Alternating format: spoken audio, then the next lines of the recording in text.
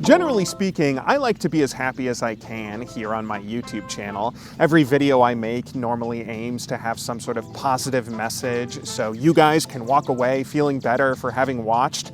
But today, I want to broach a slightly sadder topic, which is the death of esports as we know it. Much has been made about the decline of competitive gaming in recent years, as the restructuring of various leagues to try and hold on to what fan base they have left is just one of the many terrifying signals of the esports winter we have now entered. More and more investors are pulling out of the scene every day as layoffs hit seemingly every week. Historic organizations are folding, and many competitive games can apparently only survive if they're taking on gambling sponsorships and Gulf State oil money. Yeah, things have been pretty rough lately, but today I'd like to talk about an aspect of the scene's recession that I don't often see mentioned, because we've always seen these peaks and valleys in competitive gaming. It feels endemic to the space at this point, and many people have already done deep dives into the flawed economics behind it all. This video by Modern MBA might be the best one that goes into the nuance of all that. But there are other factors beyond the economics that I think are worth mentioning,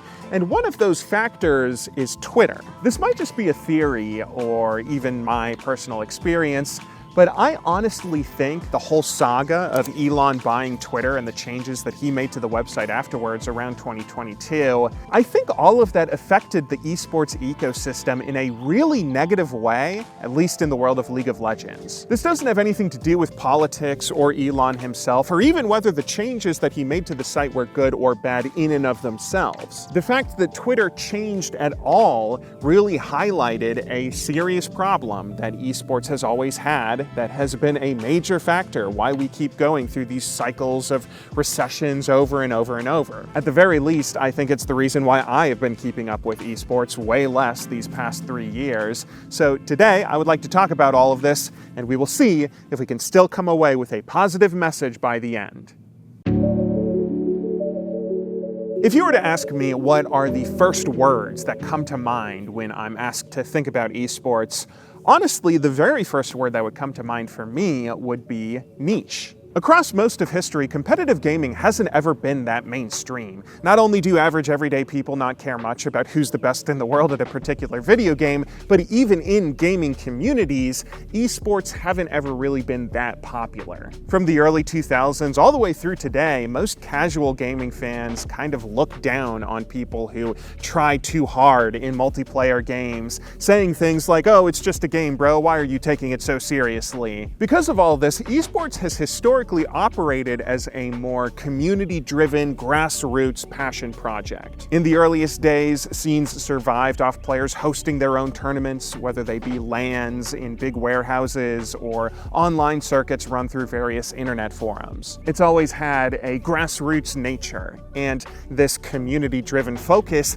has really created a culture that became, in some ways, the entire appeal of competitive gaming. Because esports culture today stands in opposition to traditional sports culture. In most popular sports, because athletes are such international stars, fans don't get to interact with them directly. There's always a layer of media and PR that shields players from speaking directly to fans. Similarly, the only way fans can speak to players is through coordinated PR events like a meet and greet or an autograph signing. Esports, by contrast, is really niche, and since this sporting world is so much smaller and interconnected and grassroots and all that, there is no media or PR that acts as a barrier filtering interaction between the best players in the world and the viewers that like to watch them. Pros run their own social media accounts, they live stream to their fans. You can speak directly to your favorite star regardless of who they are. The only challenge in doing so is getting your message read among the hundreds of others on a Twitch live stream. This can have a nasty side to it, of course, with some fans who take the direct communication as an opportunity to harass players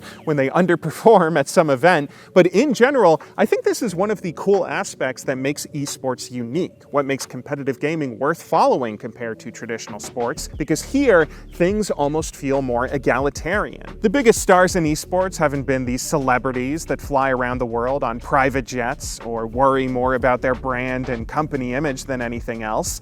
They're average everyday people, no different than the fans who watch them, which is why we all hang out together at the tournaments we attend, because we're We're all average, everyday people. It's just that some of us happen to be the best in the world at one particular video game. The spirit of direct connection is why live streaming became such a big part of esports, especially within the League of Legends community. Back in the early 2010s, one of the primary ways that pros made a living was through live streaming, mostly on a website called Owned TV. Tournament prize pools at the time weren't really that large, not large enough that a person could build a livable income off of winning consistently, so a lot of pros had to turn to creating content. And what better form of content for the no-filter grassroots world of esports than live streaming? Players could broadcast their solo queue practice, they could host AMAs, all the fun that fans got from interacting directly with their favorite stars and friends at tournament events could be recreated every single day in an IRC chat and owned live stream. More often than not, pros took things even too far, being a bit too open.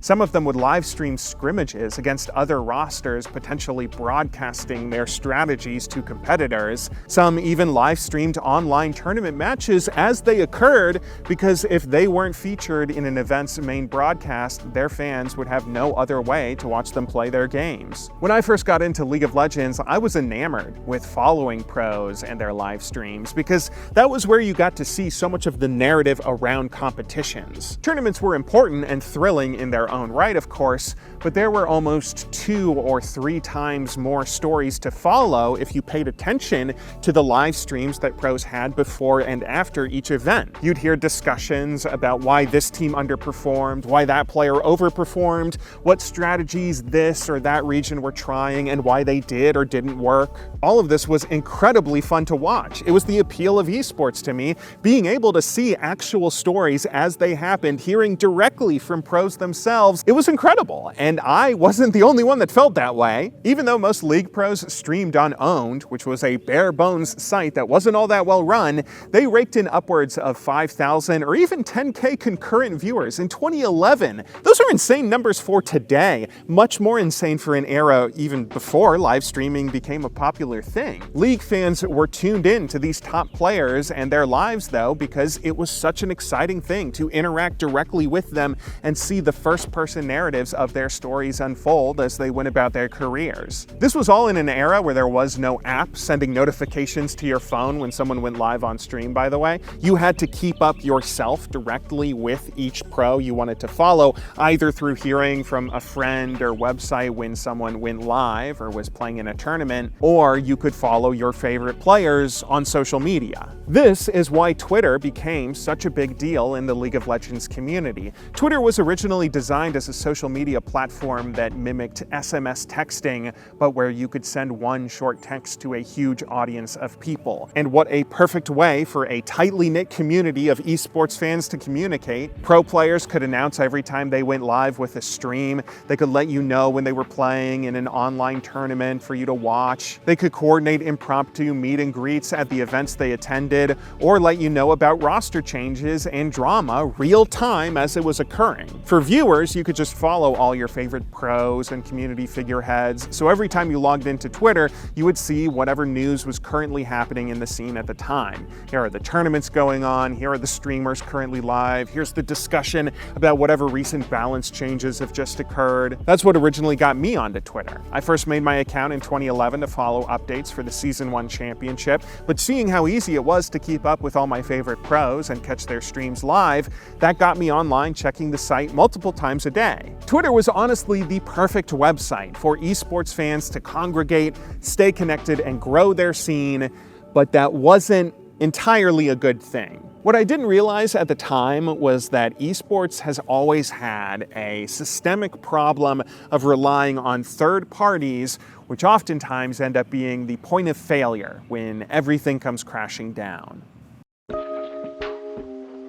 Like, by its nature, competitive gaming has always had to rely on third parties just to exist. Think about the process of how a game goes from being a developer's idea to a fully fledged esports event. You need to have a developer that makes a competitive game in the first place. You then need to have a publisher that allows you to stream it. You then need a community of tournament organizers to put events together, as well as a broadcast team to commentate them. You probably also need a separate live stream website to host host, the broadcast, not to mention teams/esports organizations that will actually compete. This is really precarious because if any one of these parties fails to do their job, an esport can die incredibly quickly, regardless of how popular it is. Halo was one of the biggest esports in North America, with a shockingly healthy scene for the early 2000s until the developers started releasing sequels that changed the gameplay in fundamental ways that led to a slow march down from the top. Melee was also one of the biggest esports across the mid and late 2000s until publisher Nintendo stopped letting TOs stream matches for competition. We've seen tournament organizers themselves go under, like MLG. We've seen devs screw over competitive scenes like Blizzard with StarCraft. We've seen esports organizations fly too close to the sun and fall from grace on their own. The history of esports is littered with passionate fans playing great competitive games and building up hugely popular communities before some third party fails, breaking a link in the chain and causing everything to come tumbling down. Traditional sports don't have this problem, of course. In something like baseball, the league, the developer of the game, the broadcast team, the orgs, they're all a part of the same entity of Major League Baseball. There is no other third party that might screw things up. Either the league as a whole will succeed or not. There is no other point of failure. And that's actually why I think League of Legends specifically ended up becoming such a big esport. Riot's model has always been an attempt to mimic the world of traditional centralized sports leagues. Like in early seasons of League of Legends, they consolidated as much as they could, bringing the devs, the publisher, the tournament organizers, the broadcast team, and all of the organizations to compete under one roof. This was bemoaned by older League fans like myself who liked a lot of the raw excitement of Season 1 and Season 2's tournament circuits. There's a lot less of a Wild West feeling in League nowadays because of this centralization. But it is hard to deny this centralized structure has brought a ton of stability and growth. You can know for certain in the League of Legends esports scene that Riot the publisher isn't going to ruin things by not letting Riot the TO stream pro matches. There is no dev releasing League of Legends 2 or a tournament that can't find broadcast talent or any other point of failure across these lines that League will ever have to worry about. Centralization has brought so much stability to League's esports scene, it is what made investors feel comfortable injecting millions of dollars into esports, even though organizations had no path to profitability whatsoever. It's what allowed for explosive growth, what gave us such big and exciting worlds. For better or worse, it has grown the esports popularity to pretty absurd degrees. But of course, there was one third party in this ecosystem that Riot could not centralize, which was Twitter. Twitter is what esports is all about, after all. Grassroots community interaction between fans and players.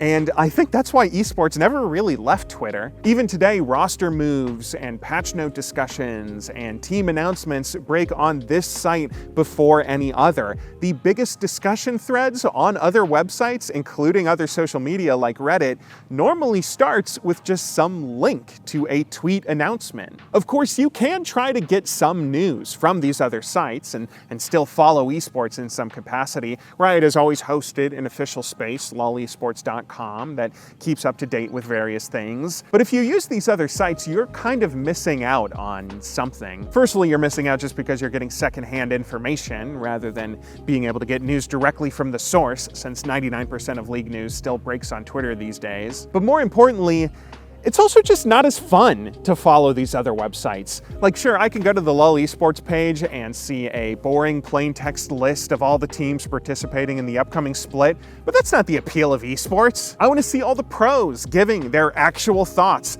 with hype and trash talk and promises soon to be broken. I want the outrageous personalities, the regional rivalries, all the narrative from players and teams that I used to get from watching their live streams, but since pro players don't really live stream their scrimmages anymore, Twitter has basically been the only place you can go for that direct community interaction. And I think this is why it was such a big deal when Elon Musk bought Twitter back in around 2022. To reiterate what I said at the start of this video, I'm not talking about the political shift that Twitter underwent, and I'm not necessarily trying to trash Elon or even say whether these changes that he made were good or bad. There are plenty of other YouTubers who have made those videos. But speaking to the specific world of esports, some of the changes that Twitter went through in the last 2 to 3 years they've just been awful for the scene. The whole removing checkmarks from verified sources and turning the website into a subscription model has made things weird as hell. You no longer have this badge letting you know that this tweet is from an actual reporter or industry figurehead. Now the badge just means that some dude paid $8 to have their tweets promoted in the algorithm. Algorithmic content in general is also really weird for Twitter of all sites.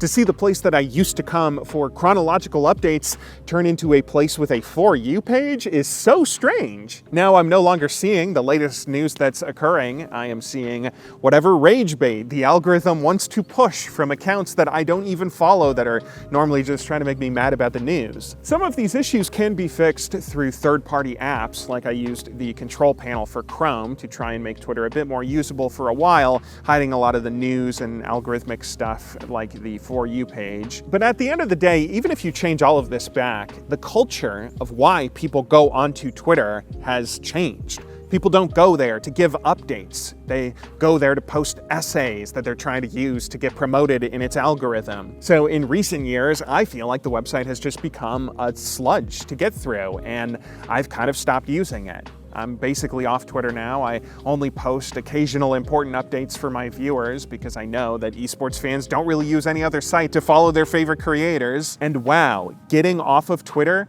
has completely disconnected me from esports as a whole. Since 2022, I have only really kept up with Worlds. I don't follow the LCS or LEC anymore. I check the LCK live streams when I wake up early enough to watch, but I don't know much about the new players or the storylines that are going on in almost any region. I'm not seeing news as it breaks. I'm not seeing narratives from pros. I'm not hearing stories about this team or that organization or what's going on with this player and that drama. And, you know, maybe esports in general has just become more closed off in recent years, unwilling to share some of this.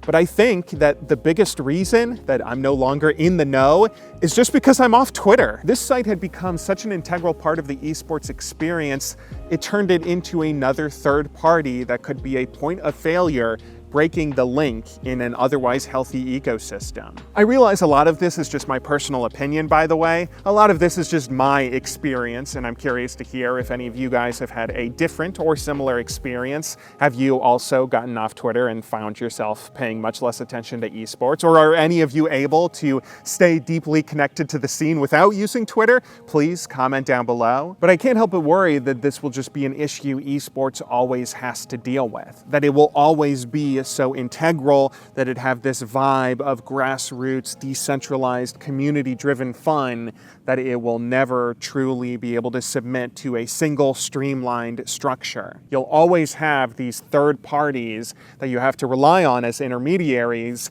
and they will always become points of failure. If you were to ask me, I think that's probably why esports has always gone through these boom and bust cycles for the past 20 to 30 years. But if there's one silver lining that we can take away from all this, a positive note to end our video on, it's also kind of cool that esports is so non-corporate. Like, the reason traditional sports make as much money as they do is because fans of those sports love to spend money on them. They pay cable subscriptions, they pay streaming sites to watch their games, they buy jerseys, pay for all kinds of merchandise, and spend thousands of dollars on tickets. The biggest reason esports has failed economically by comparison is because esports fans refuse to spend money. Nobody is willing to pay to watch games. Nobody will pay for merchandise. It's been like pulling teeth to get esports fans to generate any kind of revenue, even for their favorite clubs. The closest anyone's come is skin integrations in various titles, but even that hasn't turned a profitable esports organization. And that might be sad and worrisome, what kind of future it paints for the world of competitive gaming, but I think there's also something beautiful about it. We live in a hyper-commercialized time where companies are doing everything they can to bleed as much money out of customers as possible. Traditional sports routinely see leagues chasing bigger and bigger revenues, even when it comes at the expense of fans. There is something almost pure about the idea that esports is the one thing untouched by corporate interests. You can pump millions of dollars into the scene, many people have now, but that has not changed the way that esports fans treat their favorite hobby. They love these games. They love the competition. They love following their favorite stars and professional scenes. It's not a business or a hobby or a niche interest that they're willing to spend money on. It's a religion, something about community and grassroots direct connection that esports fans would rather see die than turn corporate. And there is almost nothing else in this world I know that is pure like that.